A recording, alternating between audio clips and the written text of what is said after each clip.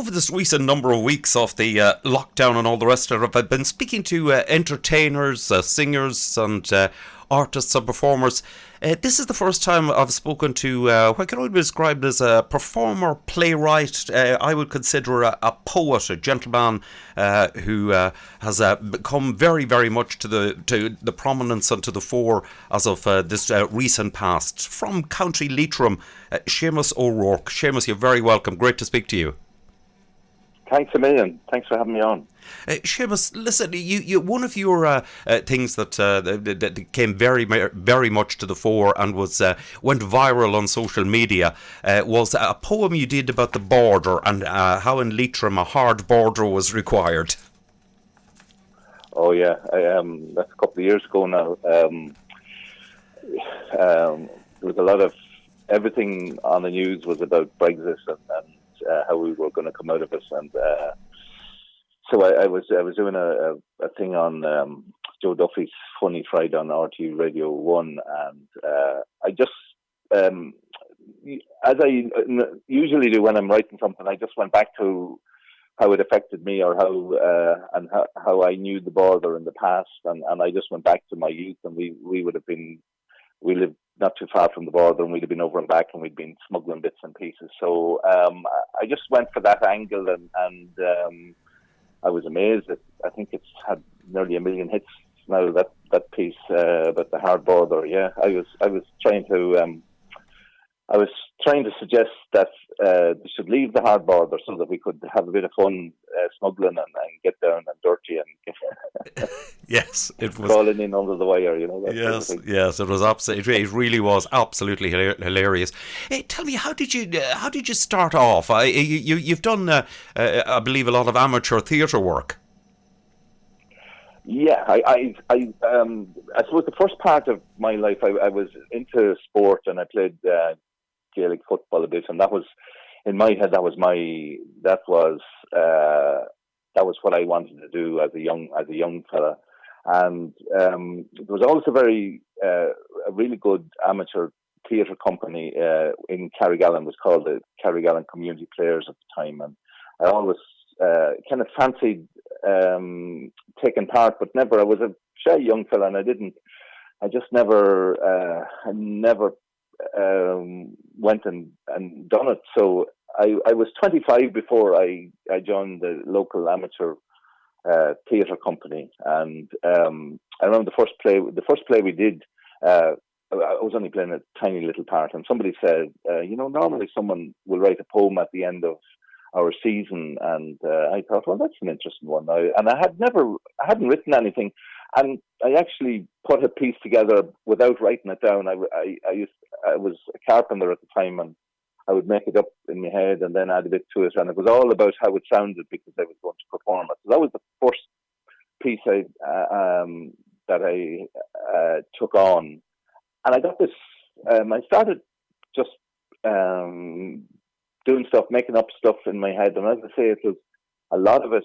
My brother had a book last year, and there was a load of poems in it that I actually never had written down. They were all just verbal stuff that I had made up verbally, and the reason for that is, as I say, was always with a view to performing as opposed to anything else. So that's how that started. Just writing pieces, and they're all 2 or 3 minute pieces, recitations, as people call them, or spoken word, or whatever it was. And always there was always a sort of a humorous background to them. I did loads of times. I wrote several pieces about my relationship with my father, which was a very normal rural Irish father-son relationship, and fathers didn't say too much to their sons back then. Maybe still don't. But I set out about writing a load of really angry, serious poems, or something to hit back at my dad at the time. But I was only a few lines in before I just couldn't help but see the funny side of it. So most of the stuff I've done in the past has always had a sort of a humorous slant. Yes. We did the one. Yes, the one with your father and the cutting off the wind bushes to do with the football match, and that's yeah. yes, and another one. What sort of an idiot are you? Which what kind of an idiot are you? yeah, what kind of an idiot are you? Yes, I mean you've had astounding views. When you look at the sheer pop. I don't know. Do you really actually see just how incredibly popular it is? I mean, the one a poem you wrote about plastic bags, 64,000 YouTube views. The Wake, 55,000 views. Farming has 34,000 YouTube views. The day Leitrim played in Croke Park, 84,000 YouTube views. That's astounding. Yeah. Strangely, a lot of the recent stuff you've just reminded me. I haven't put up a lot of the recent stuff on YouTube, but in the last few years, you can just stick stuff up on social media. On Facebook is my main platform, and I forget that I should put them up on YouTube as well. I suppose, strangely, social media and the internet has been a huge thing for me, and I coming from where I come from, where there's very little broadband or anything. That's a strange thing to say, but it has really, in lots of ways, allowed me to become a professional actor, and the modern word for it now is theatre maker, which I went full time about 8 or 9 years ago, and having that social media following is great when you go to tour and stuff, because at least people know who you are, and they want to see your stuff live, or see something that you have done live. Because most of my I've written about 15 plays now, and including 4 one-man shows, so that's kind of my bread and butter. Because the strange thing about YouTube and social media is, I mean, you're not getting paid for these views, but it's a great outlet to let people know what you're doing. Indeed so it is.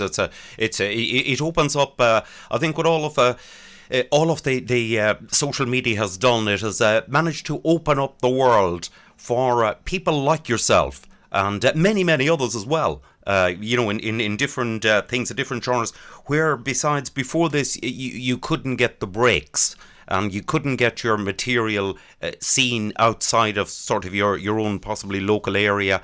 And if you did, you had to be possibly with some major management agency or something like that. Well, besides now, you can put it up there, and the world can see it on Facebook or on YouTube or whatever. Yeah, I mean, it has. There's lots of different views on how we use social media, but I'd like to think that I have a fairly healthy relationship, and I don't go in for controversy. If I thought something was affecting somebody or hurtful towards somebody, I wouldn't put it up to start with. Or if, sometimes, in my business, you think you're being funny, and then all of a sudden you realise that you've hurt somebody.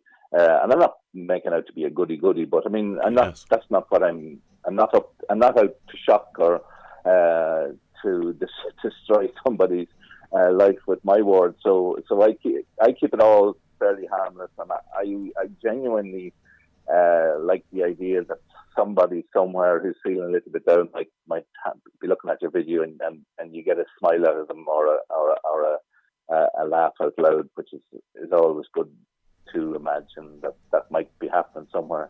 Indeed, and the Longford people don't get a sort of a good press from you. The alias of Mossy Lions. Where did that come from? Massey Flood. Massey Flood, yes. Yeah. Yeah, that was a kind of a spur of the moment thing back a few years ago. There was a survey done in Ireland, and it was to do with where were the most I forget what the survey was. Something about where was it. did people least want to live, or what was the most unpopular county in Ireland, or I don't know what it was, something like that. But it turns out anyway that Longford was the one, and I live right beside the Longford border, and I've Longford people are great because they don't, no more than Leitrim people, they don't take themselves too seriously. And next morning after this survey, it was a Saturday morning, and I remember waking up, and it was a really wet, miserable day, miserable morning, and I just thought to myself, because as I say, we're beside Longford, and the land, my brother has land beside me, and his fields are as poor as you get anywhere in Leitrim or Longford. So I went out with my tripod and put up my iPhone, and it kind of just happened very quickly and very, very of a sudden. I just came up with this character of Massey Flood, talking about Longford, and it was a huge hit, or a huge, I don't know. It was all tongue in cheek. It was a huge hit, and then another one. The other one was with Massey Flood was the big thick head on him in the pub and all the rest of it. And yes, I was sent that by a number of people. Actually, sent me that on from the these viral jokes and things that go around on WhatsApp and all the rest of it. Oh yes. That was sent to me. I mean, that went an absolute storm. Yeah, and someone sent me. My daughter actually sent me this. I haven't a clue about, but there is such a thing as TikTok now, which is little tiny short videos. Yes. So I'm told. But she sent me this wee video of some fella in Northern Ireland somewhere who was having a conversation with Massey Flood, and he had edited the piece that I had done in the bathroom of a pub, allegedly, and it was hilarious. And I just find it very funny that young people, especially, are getting so much crack out of this, because I thought I was beyond all that.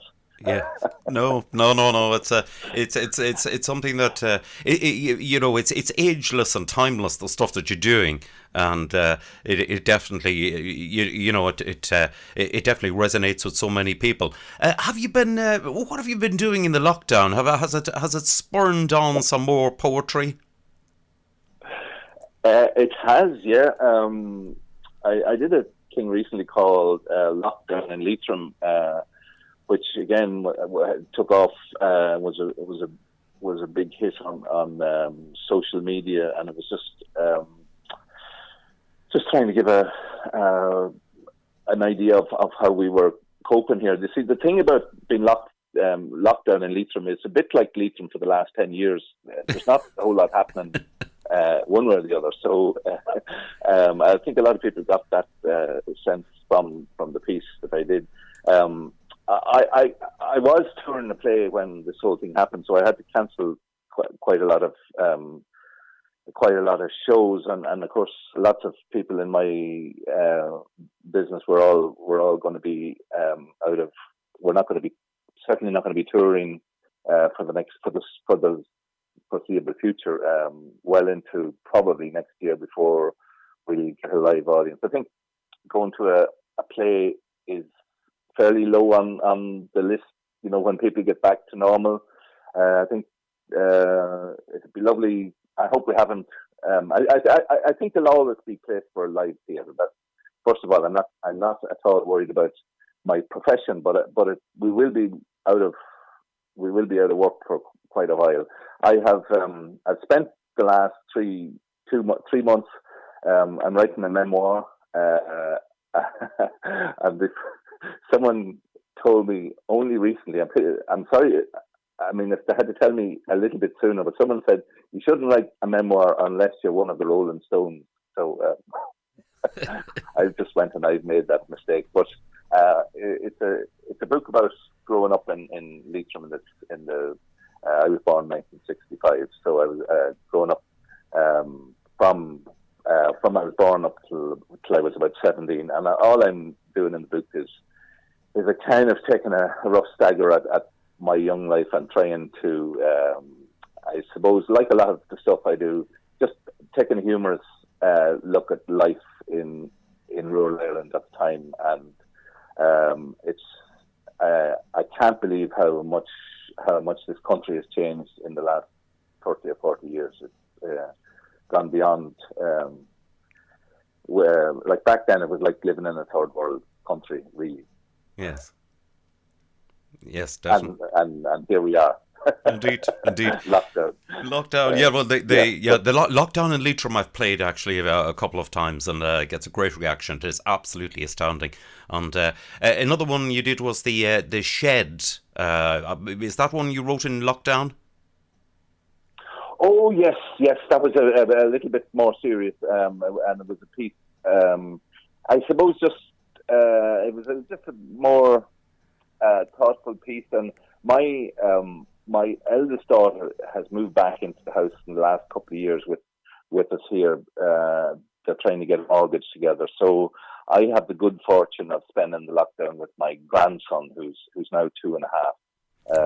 And if he was around, we wouldn't be doing this interview. But so it's a real joy for me to have him here, because I know a lot of grandparents are not seeing their kids apart from out through the window or something. So I'm particularly lucky. So that piece was called Watching, and it was really just a piece about him staring out the window at his old granddad and trying to make sense of the whole thing, I suppose.